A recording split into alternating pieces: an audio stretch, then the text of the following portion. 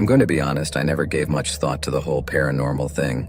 I always thought that those videos of ghosts and apparitions that you see on YouTube that assure you that they are real, in truth, they were all hoaxes, that people were pulling strings behind the camera, that everything was arranged with editing, or simply everything was a stage set up to make the naive believe that ghosts really exist.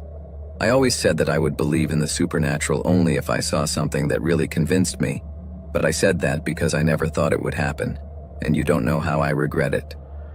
It all started when my daughter Sophia moved in with me. I had recently separated from my wife, who took the house, and Sophia was on vacation, so I was going to take care of her for a couple of weeks. We have always had a nice relationship, so I was excited to spend these days just the two of us, but I never imagined that soon there would be three of us. The first few days were normal, but on the third day, Sophia started acting strange. Whenever I went into her room, I would find her talking and laughing by herself, looking at some point in front of her, as if there was someone there. When I went to ask her who she was chatting with, she told me she was with a Tim. That surprised me a bit. I never thought my daughter could have an imaginary friend, but it wasn't unusual for a 5-year-old, and it didn't bother me at all either, so I let her go on with her game. However, as the days went by, Sophia began to distance herself from me. She wasn't acting badly or seeming upset, but she was so engrossed in her imaginary friend that I was beginning to worry about the fact that she didn't seem to be paying attention to anything else. But my concern increased when, at dinner time, she asked me to put 3 plates on the table instead of 2, because she had invited Tim to dinner. I reluctantly agreed, but then she asked me to prepare something different because Tim didn't like macaroni and cheese, and if he wouldn't eat that, neither would she. It was at that point that I decided to draw the line. I told her that she and Tim had to eat what I served them, but not to be too harsh. I put out a plate of food. Then I turned and went to get a soda from the fridge, and suddenly a plate of macaroni flew out and crashed into the wall. The sound made me turn around suddenly, and when I did, I saw that Tim's plate was gone. I was furious with Sophia, but she told me that it had nothing to do with it, that it was Tim who got mad because he didn't want to eat that, and that's why he threw the plate. That only made me angrier, but in spite of everything, I decided not to say anything to her and let the subject go. The next day, it was Friday, and I had promised Sophia that I would take her to the amusement park that night, but first I had to go out to do some shopping quickly. She was lying on the couch watching a Disney princess movie, and I was sure I could leave her alone for a moment without a problem anyway. The store was only a couple of blocks away. It must have taken me less than 20 minutes to get back with the groceries, but when I entered the house, I couldn't believe my eyes. The kitchen was a mess. Broken dishes, overturned chairs, and silverware strewn everywhere. It was as if a hurricane had blown through. I immediately turned around to see Sophia, who was now standing behind me with her eyes wide open. She tried to say something to me, but I was so upset that I started yelling at her, something I had never done before. And she, between annoyed and sad, kept telling me that it wasn't her fault, that Tim had caused it all. At that moment, I knew that I had had enough of her imaginary friend, and with great severity I sent her straight to her room. No video games, no TV, no nothing. Sophia was very angry and hurt by the punishment I imposed on her, and locked herself in her room crying and repeating that I was being unfair. After a while, I felt terrible, because I had never raised my voice that way to my daughter, and I really didn't want to do it again. I thought about going to her room and apologizing, sure that she had understood the message, but before that, I decided to check the security cameras in the kitchen. Some time ago, some burglars had entered the house, and for that reason, I decided to set up a camera system. So I went to check because I wanted to have a talk with Sophia regarding her behavior, having the evidence of her lie to confront her. I didn't really think her imaginary friend was real. I just wanted to show her the recordings so she could see that I wasn't believing her. But what I saw left me completely cold. When I started watching the footage, the first thing I noticed was that Sophia did not appear in the kitchen. She seemed to be very entertained on the couch watching the movie. But from one moment to the next, while she was still in the living room, I started to see how some things in the kitchen started to move on their own. First, I saw the cutlery drawer slowly open, but from there, everything went crazy. Suddenly, plates, glasses, pots, and silverware started flying around the place, crashing on the floor and walls. It was as if there was something invisible sweeping through everything, moving chairs and breaking objects. I was completely paralyzed for a few moments, not believing what I was seeing. This was complete madness, and there was absolutely nothing that could explain all the chaos that was happening in the kitchen without anyone being there. When I came out of that initial shock a bit, I ran into the kitchen immediately to check again. And as I got there and began to assess the scene again, I realized that this definitely couldn't be Sophia's doing, as many of the things that were blown up were in places she couldn't reach. This time, I decided to inspect well. And that's when I noticed something strange lying on the ground. I bent down and picked it up. It was a photo, and in it was a scary guy about 6 feet tall, with a woman next to him who looked scared and a scared child also between the two of them. On the back of the photo, someone had handwritten that said family photo, Theodore, Maria, and Timothy. Could it be that the child's name was Timothy? This thought sent a shiver down my spine, as it didn't seem coincidental. Tim is short for Timothy. Could it be possible? With that question in my head and my heart racing, I went up to Sophia's room and showed her the picture, not wanting to influence what she thought.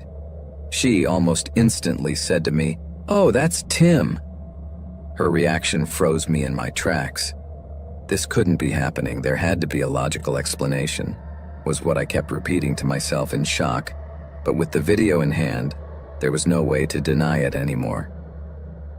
To better understand the situation, I asked Sophia about her imaginary friend, and I never thought she would tell me what she said. "What does your little friend want? What did he tell you?" I asked her. Then she looked at me and said he was there with her. "And what else?" I asked, intrigued. "She said you ask a lot of questions and she wants to hurt you. He says a lot of bad words to you and is very angry." I was stunned. Feeling somewhat confused, I showed Sophia the photo again, and pointing to the boy, asked, "Didn't you say this is Timothy?" She looked at me quizzically, shaking her head in denial, then took my finger and wagged it at the terrifying man behind the boy. "No, this is Tim," my daughter told me, and my blood froze. In that instant, I felt something behind me, like a cold air, a terrifying breath breathing down my neck. "Daddy, I'm scared," Sophia said to me. "Timothy is angry, and when he gets angry, he does bad things." At that moment, I felt terrified. Then Sophie's imaginary friend wasn't a child, but a creepy, almost 6-foot adult guy. I had no idea what was going on, but I knew we had to get out of there right away. I grabbed Sophie by the hand and ran for the door to the room, but just as we were on the other side, I felt an invisible force pull me back so roughly, I was thrown backwards back into the room. Suddenly the door slammed shut in front of me, and then everything went into chaos. All the objects in the room flew in my direction, brutally hitting me as I tried to open the door. But I started pushing with all my might until I finally managed to open it and immediately slammed it shut again behind me, still being able to hear the clatter of things flying through the air inside the room. Sophia was now in front of me, with tears in her eyes, so I took her in my arms and ran out as if we were being chased by demons. I reached the front door with a leap and stuck the key in to open it, but then something dark came up behind us. It was a strange distortion in the air coming closer, breaking everything in its path. It was completely insane. Fortunately, I was able to open the door quickly and ran out with my daughter in my arms without looking back. We got into my car that was parked in the driveway, and as I was backing out, I looked up at the driveway and could see a man standing in the doorway. He had a creepy smile and his eyes looked like a big pit full of darkness, but his image was visible for no more than a couple of seconds. Then he just disappeared. That was the last time I went back to that house. I stayed a few days at my ex's house while I found a new place, and then paid a moving agency to pick up my things and move them to my new house. I never got an explanation of what had happened, but at least I had the video of what happened in the kitchen as proof. Unfortunately, No one believed me, and with so many fake videos circulating on the internet, I couldn't blame them.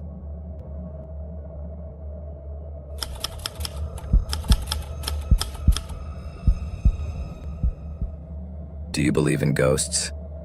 I never did, but after what happened to me, I don't know what to think. It all started one night at the gym. I was there with my friends, Hannah, Jake, Edward, and Mia, working out and talking about everything and nothing in particular. Slowly, the conversation got fun and the topic of paranormal experiences came up. Then everyone started telling their scary stories, and when it was my turn, they looked at me expectantly. "Guys, I'm really sorry to have to disappoint you, but I don't believe in that weird stuff," I blurted out with a chuckle. "Come on, Lucy, don't be a spoil sport," Jake said to me, gesturing dramatically. "Tell us something interesting." But as they insisted, I could only laugh. Truth be told, I had never had such an experience in my life, and although I didn't believe in ghosts, I loved horror movies. To me, they were more a form of entertainment than something that really scared me. "How about we have Lucy experience something spooky for the first time?" suggested Mia with a mischievous spark in her eyes. I looked at Jake and Mia, trying to figure out what they were up to. I didn't like the idea, but they were determined, while Hannah and Edward were enthusiastic about the idea. Then Mia pitched the idea of going to the old city cemetery down the street. That place was reputed to be the scene of many paranormal incidents, and everyone said it was haunted. As the story went, a group of witches had been executed there in the 19th century, and since then their spirits had never found peace. "What do you say? Shall we go to a cemetery tonight?" said Mia, with an enthusiasm as if she were talking about going to an amusement park or something like that. "You're crazy!" I protested as I tried to make myself heard over the excited shouts of my friends. But of course, they didn't hear me in the least, instead dragging me along with them. We stopped at a store to buy everything we needed for an impromptu party: snacks, drinks, and some flashlights. While they were overflowing with enthusiasm, I kept thinking this was a waste of time. Did they really think we would see any ghosts? "They're definitely crazy, my friends," I said to myself as they continued to parrot about it. Finally, we arrived at the cemetery. It was completely dark and the atmosphere was eerie, everything you can imagine from an abandoned cemetery in the middle of the night. We each took our flashlights out of our phones and started walking, although there was a strange feeling in the air, and from the moment we entered, the air seemed to get thicker. We decided to sit at the entrance, ready to run out if anything strange happened. Jake opened the drinks and we started laughing and joking around, although I could tell some of them were more scared than they wanted to admit.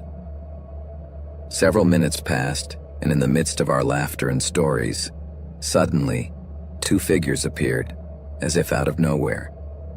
The lights on our phones flickered dimly, so we couldn't quite make out who they were. My friends froze, and I felt my heart beating a mile a minute. "Who are those? What do we do?" whispered Mia, trying to contain her panic. I tried to make a joke to lessen the tension, but the truth was I didn't know what to think. Was this part of our ghost experience, or were we about to get into real trouble? To be honest, I was more scared of the latter, and adrenaline was coursing through my veins as I stared at the approaching figures. I could hardly believe the situation. I never thought I would end up like this in the middle of the night, in a cemetery, surrounded by friends and with a couple of strangers appearing out of nowhere. My mind was racing like crazy, looking for some logic to all this. Are they playing a joke on us? Or was this really turning into a nightmare? "What the hell are some kids doing in this weird place at this hour?" asked one of the guys who appeared out of nowhere. Truth be told, they looked like a couple of lost drunks. Nothing like the creepy ghosts my friends thought they would be. "Nothing, dude. It's our friend Lucy's birthday. We're celebrating big time because she loves mystery," Hannah said in a serious yet teasing tone. We all started laughing and joking, even the new guys joined in the fun. The guys asked to join us and we started drinking together. One of them, with a wide grin, said, "If you're already here in the middle of a party, why are you sitting at the entrance? Come on, join the party," inviting us to go deeper into the cemetery. We all looked at each other, hesitating and laughing nervously. But in the end, we decided to stay where we were and continue enjoying our drinks. However, after a few more drinks, when we were more than in tune, the guy who had spoken earlier said, "Come on, I can't believe you guys didn't come in. I bet one of you is the boldest one here." Remember, once you're drunk, you feel invincible, like you can conquer the world. It's one of the great lies that alcohol sells. Although I didn't totally agree with what he was saying before I could open my mouth to brag, Edward raised his hand and said, "I know I'm the bravest one here, and I'm going to prove it to you. I'm going to take a walk inside this place and see if it's as scary as they say." Without thinking, Edward got up and walked into the cemetery. From where we were, we could see the light of his flashlight move for a while among the graves, and then suddenly it went out. We waited and waited, but about 15 minutes went by and he didn't come back, which slowly made the fun fade, and we started to worry. "Where did this crazy guy go?" I said, looking at the others. "I don't know. Let's go look for him," Jake suggested. The rest of us nodded, agreeing that it was for the best, so we all headed deeper into the cemetery. I swung my flashlight from side to side, making sure everyone else was nearby, but suddenly, I noticed that the two guys who had come with us were gone. At that moment, the tension became palpable and fear began to creep in. "Maybe they went home," I said, trying to reassure them, although I didn't quite believe it myself. But that's when I saw Edward lying near a tombstone. I immediately told the others, and we all ran to him and quickly woke him up. But we didn't expect what happened next. When Edward woke up, his expression was one of absolute terror and he seemed to be in shock. But when he was finally able to speak, he started telling his story like crazy. I was inside, and suddenly the light of my flashlight went out. Then I saw those two guys from earlier right behind me. I asked them for help, but they didn't say a word, and suddenly their faces, they turned into monsters. I tried to run away, but they caught me. I don't know how, but they pinned me down, and at that moment I fainted. Edward was scared and talking very fast. His face showed the panic he was feeling, and even though what he was saying sounded like complete incoherence, we knew he wasn't lying or faking it. As he was telling us all this, we froze. At that moment, we were already at the entrance, right in the place where we had been drinking before. And there they were, 2 disposable cups full of drink still on the floor. But what completely paralyzed us was what we saw in the darkness. 2 pale figures were looking in our direction. Terror overcame us all, and without a second thought, we ran at full speed to the car, jumped in quickly, and drove off, burning tires. On the way home, all I could think was that we were about to tell an incredible, but at the same time, very scary story. However, we were still a little drunk, and this story was so strange that surely no one would believe us. So we decided it was best not to mention anything to anyone and to keep this experience to ourselves. Deep down, we all knew that something strange had happened, and that it was better to leave it in oblivion.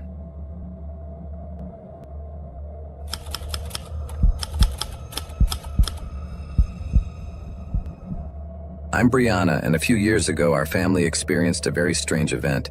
We bought a new house in a very nice neighborhood in the city. My husband had gotten a promotion at work that allowed us to take this small leap into a better life. On our first day there, I went out in the morning with my husband, Mike, and my young son, Finn, to take a tour of the property. Since in addition to being a fairly large house, it also had a large lot. At the time, Finn was 6 years old and was delighted with the large space he now had in his new home, as we had previously lived in a small apartment in the suburbs. We had not yet moved all of our stuff. Some of our junk was in our old home and some was just lying around cluttered. Mike and I were in organization mode, trying to arrange everything while Sin amused himself with his toys. After a while, he went out into the garden and suddenly came across a woman dressed in blue. He said she had pale skin, thick lips, and brown to black hair. My son was impressed and couldn't stop looking at her. Then the woman said, "Go and call your dad, I have to talk to him." Finn ran into the house and said to Mike, "Dad, there's a lady looking for you." Mike and I went outside, but no one was there, so we figured maybe someone from the neighborhood had come and gone. I then told Finn that the woman had probably left, but he insisted, "No, Mom, she's still there. She's smiling. Look at her." At that point, my husband and I looked at each other, and we both agreed that there was no one in the spot Finn pointed to, so we assumed that maybe he was having another fortuitous imaginary friend episode. It wasn't the first time Finn claimed to see someone who didn't exist. He'd had a couple of imaginary friends in the past. One was a little girl and the other was an old man he called Big Slime, but coincidentally, both would show up whenever he got into any mischief, and oddly enough, they ended up being the ones responsible for the event. But after a while, they just disappeared, so we assumed it was the same this time. So Mike took Finn in his arms and joked, "You're a little liar, huh? You've gotten crafty." He replied, "No, Dad, it's true, she's right there." But we ignored him and continued where we were. Later, while we were eating, Finn saw the woman again, this time coming up the stairs and waving goodbye, smiling. He was smiling and waving too, but I asked, "What are you doing, Finn?" And he replied, "Mom, the woman in the blue dress is leaving and waving at me." Mike, already a little upset, said, "Stop it, Finn. If you keep making up stories, it's not going to be good. I'm warning you." Then he got up and went to his room, leaving more than half the food on his plate. "Here we go again," Mike said, rolling his eyes. I wasn't taking it so lightly, though. Really, my son's attitude was bothering me. But when I brought it up to Mike, he replied that it was normal for kids at that age to make things up, influenced by cartoons and things they saw on a daily basis. He assumed that the woman in the blue dress was probably someone he had seen somewhere and it caught his attention. I didn't press the issue, so we just finished dinner and sat in the living room watching a show on TV. After a while, I went to call Finn, but when I got to his room, it was a mess and he was nowhere to be seen. I got worried and started looking everywhere, even under the bed, but there was no sign of him. Suddenly, I heard his laughter, and when I turned around, I saw him sitting on top of the closet, which was too high for a 6-year-old. At that moment, I panicked a little, so I immediately pulled up a chair, and as I helped him down, I asked him, "How did you get up there?" "It wasn't me, Mom. The lady in the blue dress lifted me up and put me there," he told me. I tried to calm down so he wouldn't throw another tantrum like the one at dinner and have to deal with his dad again, but I told him, "Son, there can't be any woman up there." But he kept insisting, "Yes, there is, Mommy. She's hiding under the bed." When I got him down from the closet, he took me by the hand and made me peek under the bed next to him. Of course, there was nothing, or nothing I could see, because even though the bedroom light was on, it was darker than usual down there. It was as if there was a dense shadow down there, and I also felt unusually cold. However, I didn't want to make a big deal out of it. Maybe it was how nervous Finn had me with the lady in the blue dress thing, but suddenly he pointed and said that the woman put a finger to his mouth as if asking him not to speak. Then he did too, laughing and looking at me, while I tried to figure out what was going on. I asked him, "Why are you quiet, Finn?" And he shook his head and said, "Shh," as if he was obeying that invisible woman. That night, after leaving Finn asleep in his room, Mike and I were in bed, ready to go to sleep too, when suddenly we heard a knock on the door. It was Finn, and I said, "Honey, it's late, why aren't you asleep?" He replied, "Mom, tell that woman to get out of my room. She's very nice and she plays with me, but..." Finn was silent for a moment, staring at the ceiling fan above us. Then he pointed his finger and said, "She's in your room right now." Mike got out of bed rather angrily and said, "Where is that woman, Finn?" The little guy pointed to the fan. "Look, she's sitting there." Mike and I looked at each other but saw nothing, so I just told him to go to his room. But at that instant, the fan fell off the ceiling with a thud. The shock made me gasp. "What the hell is going on here?" said Mike, as surprised as I was. Fortunately, we were both out of bed at the time, because if we hadn't been, that thing could have seriously hurt us. Mike was a little freaked out too, but he said that surely the grips were loose after all. We had just arrived at that house and it was possible that some things were unmaintained. After the incident, Finn went back to his room and Mike and I went back to bed, after removing the huge fan, of course. The next morning, my husband and I woke up feeling like a mess. Then I saw that Mike's leg was blue, as if he had taken a hit. I asked him, "Did you fall down or something yesterday, honey?" He said no, it really hurt and he didn't know why. Soon after, Finn came downstairs and said, "Mom, the woman..." But Mike interrupted him angrily. "Shut up, Finn, don't say another word about the blissful woman in the blue dress. Not today, I beg you." At that moment, I looked at Mike and opened my eyes, motioning him to calm down. Then I turned to look at Finn and told him that his dad was in a lot of pain and not to talk about it for now. My husband started to get out of bed, and as he walked, the pain seemed to get worse. He was walking slowly, limping and moaning. That's when I heard my son say, "Please move, leave him alone." I asked him, "Who are you talking to?" And he replied, "Mom, look, the woman in the blue dress is holding Dad's leg. She's dragging it." I looked down and saw Mike standing in the living room, screaming in pain. This was already too much. I immediately reached for my cell phone and called Henry, the man who sold us the house. "Henry, who is that woman in the blue dress and why is she chasing us?" I didn't even have to tell him what was going on because he knew right away what I was talking about. Henry, knowing the story, confessed to me that he should have warned me earlier. He told me that 6 years ago he had rented the house to a couple. One night the two of them went out together for a party and came back very drunk. She was wearing a beautiful long royal blue dress and very high heels. When they got home, they both went upstairs to go to bed. But on the last step, she accidentally stepped on her very long dress with her high heels, which caused her to lose her balance, and probably because of her drunkenness, she couldn't right herself and rolled down the stairs. Unfortunately, he broke his neck during the fall and passed away. After that, the man left the house, and since then, many of those who came to live in the house claimed to have seen the woman in the blue dress, but assured me that she was harmless. However, seeing what happened with the fan the night before and what she was doing to my husband, I was very sure she was not. I froze when I heard that story and knew we couldn't stay there another minute, so I gathered some important things from the house and helped Mike to the car. After putting Finn in his seat, I started the car, drove to Henry's house, and told him we weren't keeping the house. For a moment, I thought he would object, but he didn't.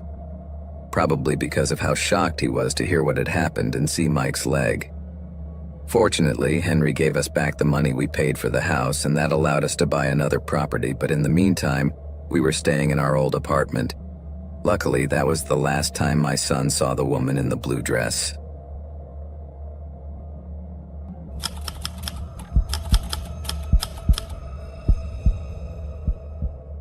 Hello, my name is Estefania. I am 37 years old and I have a husband named Luke. A while ago, we made the decision to move into what we thought was our dream home.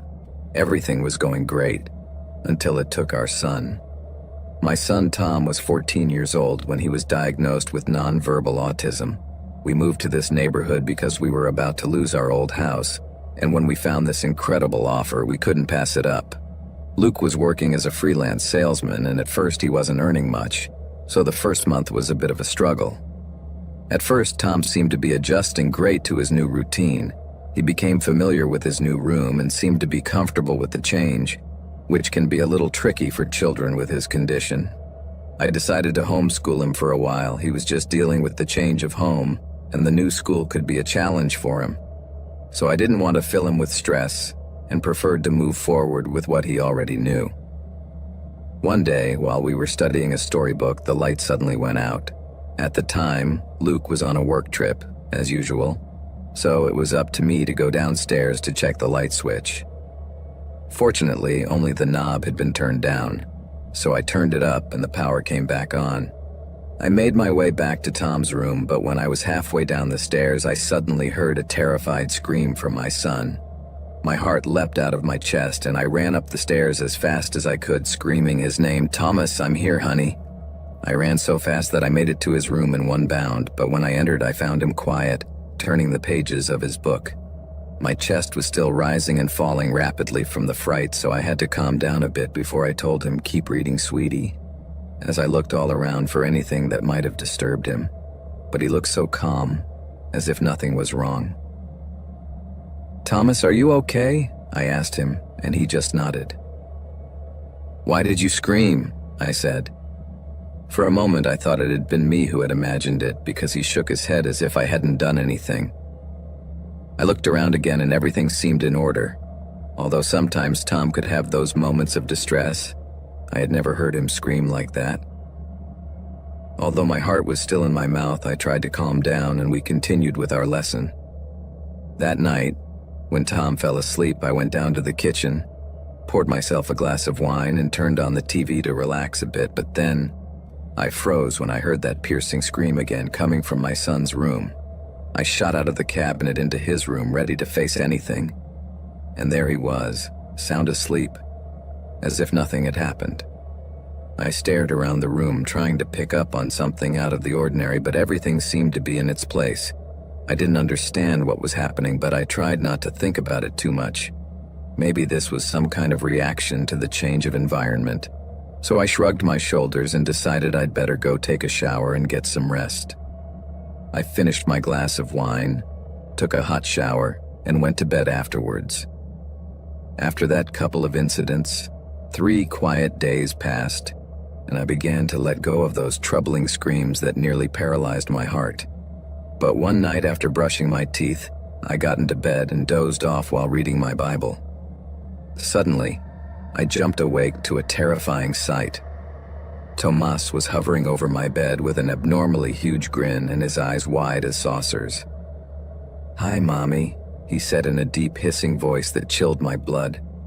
I gave a blood-curdling scream and pushed Tom away from me, but in an instant, he simply vanished into thin air. I sat there on the bed, drenched in sweat and breathing hard. I must have been dreaming, I thought, so I got up and went to check my son's room. There he was, sleeping like an angel. I had recently started taking medication for depression, so I opened my laptop and looked for possible side effects but found nothing about hallucinations or whatever else might account for what was happening to me, and I began to worry. The next morning I decided to call Luke. "Hi, Steffi. How's it going, my love?" He sounded most animated on the phone. "Hi, Luke," I replied, my voice trembling. "I need to talk about something serious." "Everything okay at home? Should I cut my trip short?" he asked, and I couldn't hold back the tears. "I don't know what's wrong with me. For the last week I've heard Tomas screaming like he's having a nightmare, but when I run to his room he's quiet, like nothing's wrong," I explained. "Do the drugs you started taking have side effects like hallucinations and stuff like that?" Luke inquired. "I looked at them, but I didn't find anything," I told him. "Well, honey, everyone reacts differently. Maybe you should call your doctor and tell him about this." "Okay, I'll make an appointment," I said. "By the way, how's the little genius?" she asked me, referring to Tom. "He's fine, he loves to read. He's a very bright little boy," I commented. "Yes, that's true. I love him and I love you too. Don't forget."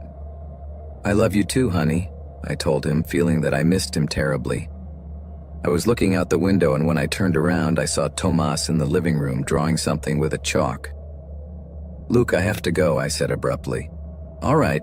Is Tom doing his thing again?" He laughed. "Yeah, it looks like he's drawing on the walls again." "Okay, I'll talk to you later. Let me know what the doctor says," Luke told me before hanging up. I rushed out into the living room, finding Tom in an almost hypnotic state. "Tom, what are you doing?" I asked in a frantic voice, but he ignored my call as if in a trance. "Tom, look at me!" I shouted. Children with autism usually avoid eye contact, but on this occasion he looked up. "I don't live here anymore," he replied in a dark, demonic voice. Then he dropped to all fours and crawled into the basement with terrifying speed. I screamed at the top of my lungs and ran after him, but he was too fast. Then I saw him crawl across the basement door on all fours, and panic came over me, knowing he could seriously hurt himself going down the stairs. But when I got there, my heart stopped. Tom was lying at the foot of the stairs. His body was face down, but in an unnatural position. Most frightening of all, however, was that his head was turned completely backwards.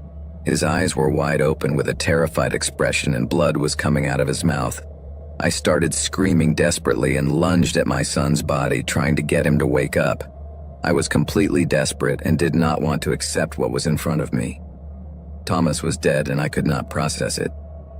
After a while, when I finally gathered the strength to accept what had happened, I went upstairs and called Luke, shaking and crying.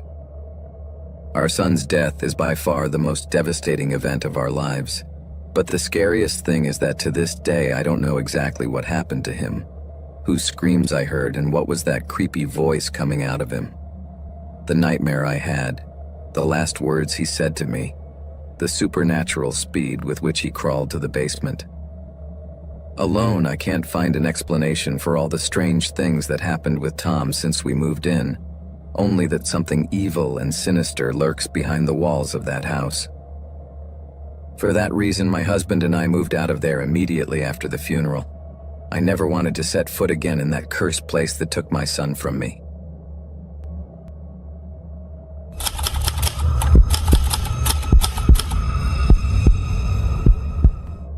Have you ever thought about investigating whether a place is haunted? If you have, I'm sure you've tried some tricks like the candle in front of a mirror or the famous Ouija board. The truth is that most of the time these rituals don't work and are just a joke between friends, but there are some that do. And when this happens, it could become the creepiest experience of your life. When I was in college, I shared my room with two friends, Raghav, a guy from India, and Max, a British guy. I'm from a small town in South Carolina, but despite being three completely different people, we were united by our passion for suspense and horror movies and series and video games. Raghav and I loved scary movies, but Max was the biggest fan of real horror, so he spent hours watching ghost videos on YouTube and had read just about every paranormal book you could imagine. During our first year, Max convinced us to try the Ouija board, and it was a total fiasco. Nothing happened. But by sophomore year, since the Ouija didn't work, I thought maybe this would be different. Max had found a ritual somewhere on the internet that was a little shady, and we needed 4 people to perform it. So we asked Ivy, a girl who lived in the room across the hall, to join us. The ritual was simple, and once the spirit manifested, no one could move and we could ask her questions. At the end of his explanation, Max told us that he had a fairly high success rate and that people had shared many frightening experiences there. Besides, after doing everything, we were to say goodbye to the spirit and make a gesture with our fingers to cut the connection. "Come on, let's do it. I just hope it doesn't end up being another disastrous show like Ouija," laughed Raghav. He was the most skeptical of the group. He enjoyed watching horror movies just for the adrenaline rush, but not because he was much of a believer in supernatural things, rather curious, coming from someone from India. Luckily, Ivy was on board, so we decided to do the ritual the next weekend. Normally, almost all the students would be partying or studying on a Saturday night, so it was the ideal time. Although we agreed to do the ritual, Raghav and I had no idea what we were supposed to do. Max had kept all the details to himself, and when Ivy asked what the process was like, Max just laughed and said he would tell us on the day of the ritual. To be honest, I thought this was all just a joke. What spirit could be in a dorm room? Finally, Saturday came and we met in the room. I was hoping Max would bring some ingredients, maybe some sage or at least a few candles, but he didn't bring anything. "So are we doing the ritual or not?" asked Raghav. "Yes, of course we are," replied Max, "but we won't need anything special. Just being in the dark and there being 4 of us is enough." "So what's the ritual about?" inquired Ivy. "That's what I'm going for," said Max. "Everyone to your beds. To do this, we have to go to the bedroom in the corner, the one that's always empty. 3 of us will stand in each corner facing the wall and leave one corner empty. One of us stays in the center. The people in the corners are going to move from one to the other in a clockwise direction as indicated by whoever is in the middle. The room must be completely dark, and as we do this, if there is a spirit present, it will occupy the empty corner. Only whoever is in the middle will be able to see it, as the others will be looking at their respective corners." As soon as he finished speaking, I started moving toward the wall. I managed to reach the opposite corner and noticed that Ivy and Raghav were also on the move. Now Ivy was in my place and Raghav was in hers. "Now switch back," shouted Max, signaling. So without much thought, we repeated the process. This went on for quite a while, about 15 minutes, although I couldn't see anyone around me. I knew Ivy and Raghav were as nervous as I was, and at that moment I felt a little ridiculous. It was more absurd than playing with a Ouija board, since it was clear to all of us that there was no spirit around and the empty corner would stay that way for quite a while. But just as Max was about to ask us to move for I don't know what, for the umpteenth time he suddenly said, "Wait, don't move." His tone sounded serious, like he'd seen a ghost or something. I see someone between Ivy and Mason. It was a tense moment, and we all expected Max to let out some biting joke. But there was only silence, which only added to the tension in the atmosphere. That's when I plucked up my courage and glanced over to the corner to my right. And what I saw chilled my blood. There was a girl there, dressed in a light yellow nightgown that was barely holding up. She had long hair that covered her face, and like us, she was facing the wall, but she was moving back and forth on her heels as if in a trance.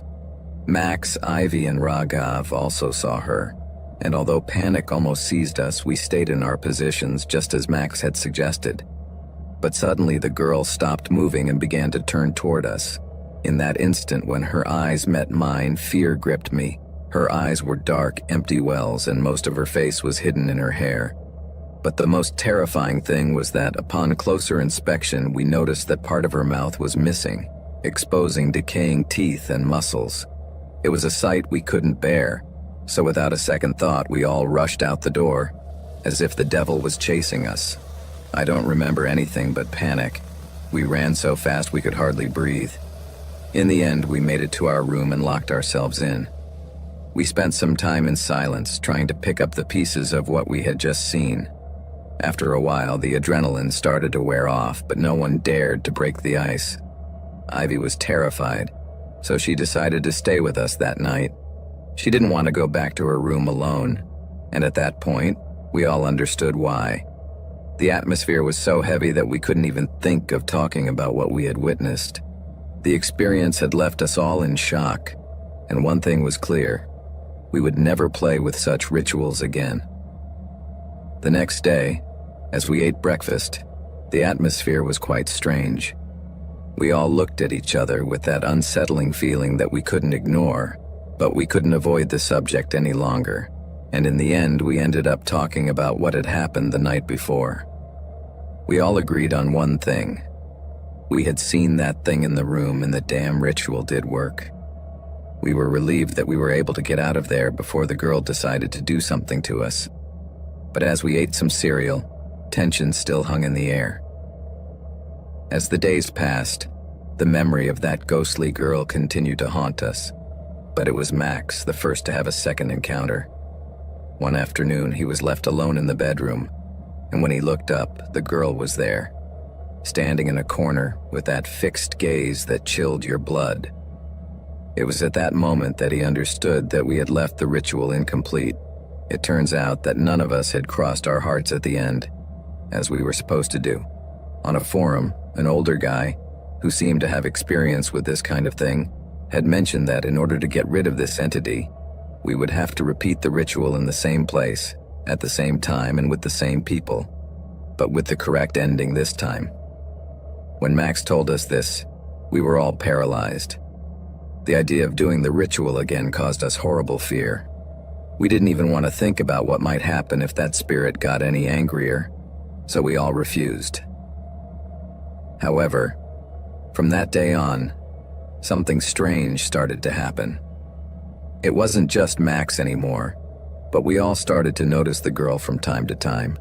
We would see her in corners of places, in shadows that seemed to move. We never got to hear her, but that didn't make the experience any less terrifying, and every time we saw her, the panic would return. We'd look at each other and know we felt the same. So here's a tip.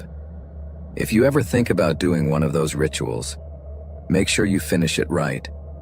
Don't leave any loose ends, because otherwise, the entities can follow you for the rest of your life. They say you just have to follow the rules, but boy, is it easy to forget something at times like this. I wish we had listened better. Now we're a group of friends full of disturbing stories and a creepy girl chasing us wherever we go.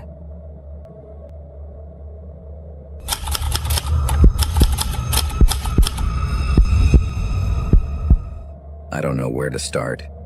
Maybe the best thing to do is to tell you how I ended up buying that used car. It was an old gray sedan, a model that had seen better days, but its price was irresistible, and I really wanted it. I had found it on an ad site, and truth be told, I was thrilled.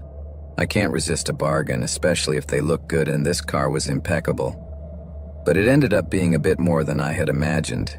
The salesman was a bit of a strange guy. He had a look that I didn't like from the start, plus a rather squeaky voice. He was talking fast, as if he was afraid I might leave at any moment. A great car, really.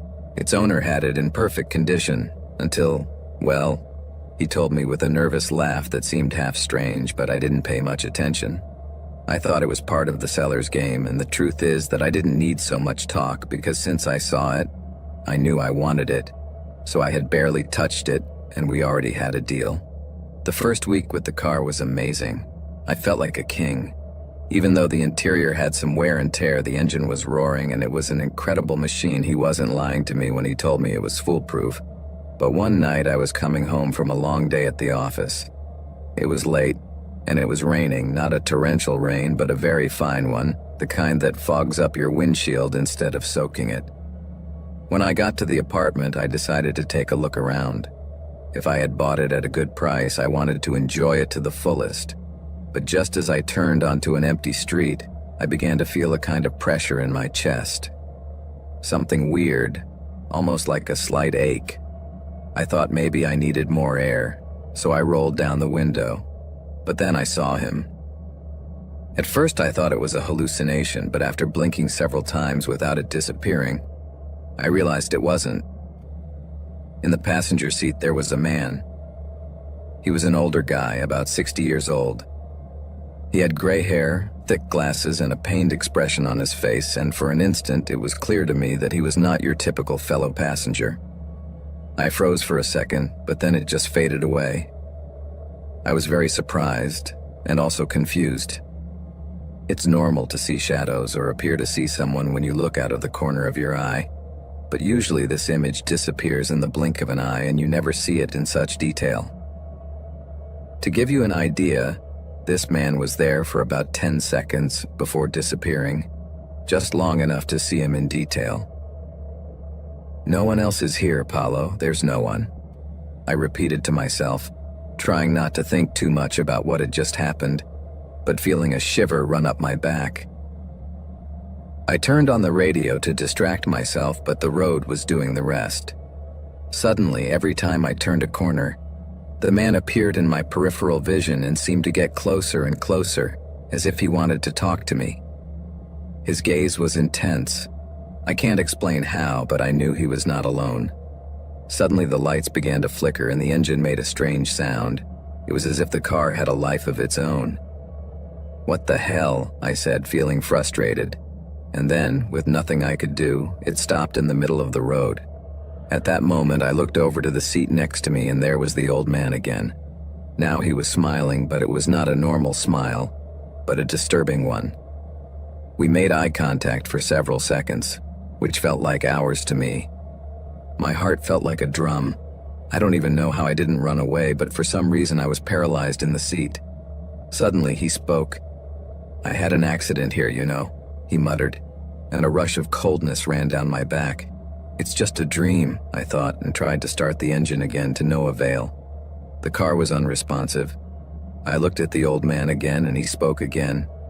"Would you like to know what it's like to die in this car?" I couldn't answer. I unfastened my seatbelt, ready to run away, but as I tried to move, I felt the pressure in my chest again, this time accompanied by a cold sweat that drenched me. The old man was still there, ever more present and ever more real. I prayed for a car to pass and pull me out of this madness, but the road was empty and time seemed to have stopped. "You think you can leave it all behind, don't you?" he said, with a laugh that echoed in my head. At that moment, I couldn't hold back any longer.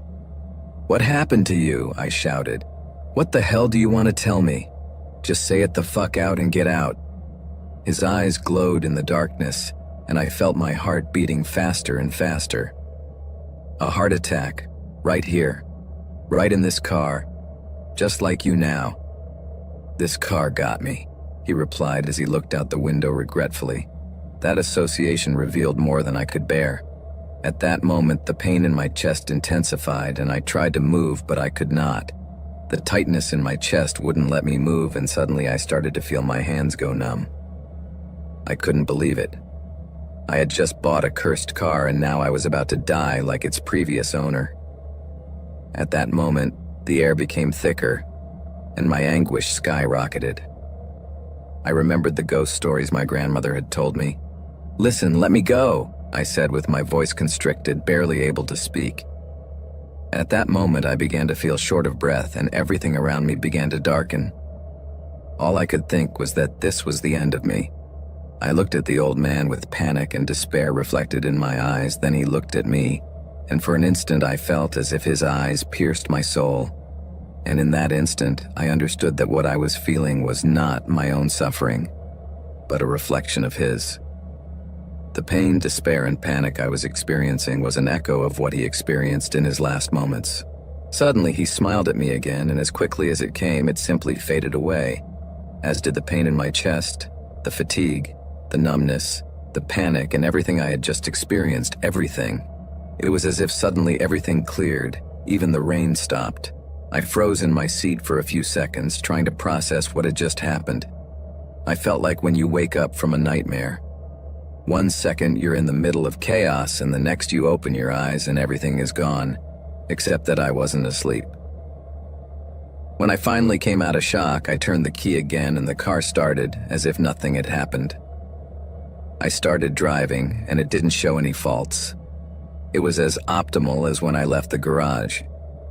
Obviously, the night drive was over for me, so I drove home, and as I parked the car in the garage, I debated whether to sell it or keep it. I'll be frank, I love that car, but the thought of having another such encounter with the old man terrified me. But in the end, I decided to take the risk and keep it, and fortunately, I never saw the old man again. In the end, he did turn out to be the original owner, and he had indeed died of a heart attack inside the car a couple of years ago. Then his wife decided to sell it. My encounter with him is something I will never forget, but I never told anyone about it until today when I decided to share this story with you.